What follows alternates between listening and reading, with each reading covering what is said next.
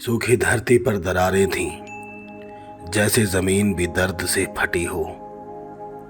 शामू किसान हर सुबह खेत की मेड़ पर खड़ा होकर आसमान देखता, मानो बादलों से बात कर रहा हो, पर बादल थे कि आते ही नहीं थे।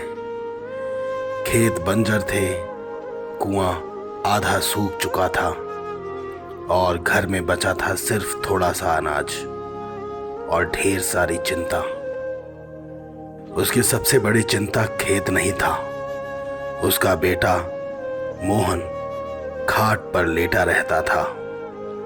पहले वो पूरे गांव में दौड़ता था, मिट्टी में खेलता था, पंछियों के पीछे भागता था, पर अब उसकी सांसें धीमी थीं और आंखों की चमक धुंधली पड़ चुकी थी।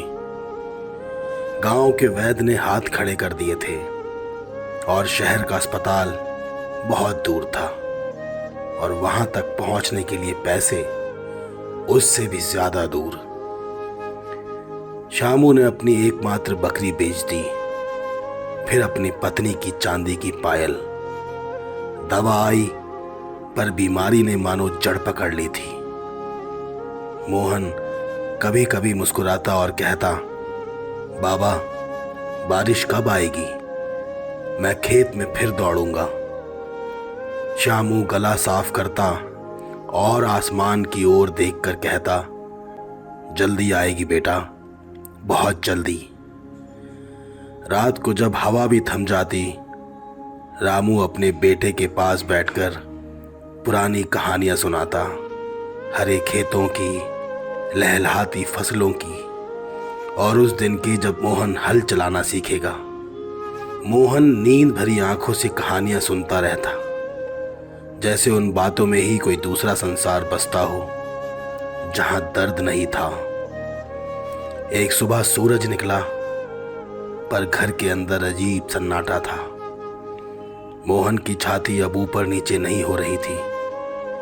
उसका छोटा सा हाथ शामू की उंगली पकड़े हुए था, पर पकड़ ढीली पड़ चुकी थी। शामू ने उसे सीने से लगाया, जैसे ठंड से बचा रहा हो। बाहर खेत वैसे ही सूखे थे, हवा में कोई आवाज नहीं थी, ना पंछियों की, ना बच्चों की। सिर्फ दूर कहीं एक कौवा बोला और फिर चुप्पी और गहरी हो गई। उस साल बारिश आई, खूब आई, खेत हरे हो गए, पर शामू हरियाली को देखता तो उसकी आंखों में पानी आ जाता। फसल लहलहाती थी, मगर जिसके लिए वो हर सपना बोता था, वो अब खेतों में दौड़ने नहीं आने वाला था। धरती ने अनाज दे दिया था, मगर शामू की जिंदगी की सबसे प्यारी फसल चली गई थी।